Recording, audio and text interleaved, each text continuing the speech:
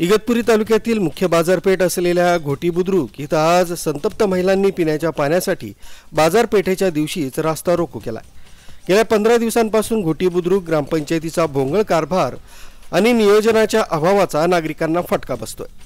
कोट्यावधींच्या जलजीवन मिशनच्या योजना राबवून देखील घोटी बुद्रुक ग्रामपंचायतीला नागरिकांच्या पिण्याच्या पाण्याचा प्रश्न मिटवता आला नाहीये।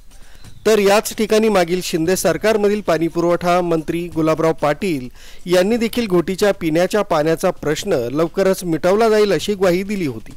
तरी देखील या ठिकाणी पाण्यासाठी महिलांचा संघर्ष पाहायला मिळतोय। माननीय पंतप्रधान नरेंद्र मोदींचं स्वप्न होतं की हर घर नल आणि नल से जल।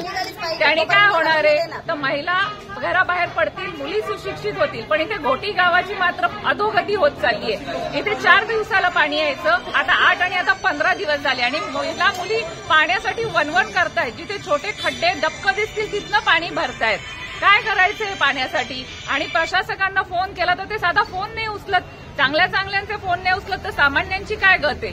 पाण्यासाठी कुठे वणवण करणार आहे? आणि पाणी सकाळपासून लागतं, कशाला नाही लागत आहे? 15 दिवस कुठनं काढणार आहे? ह्या जनतेची हाक ऐकणार कोण आहे? दुसरी काही ह्याचा जर उपाय निघाला नाही तर आम्ही आता रास्ता रोको आंदोलन केलंय, पुढे उपोषणाला बसू।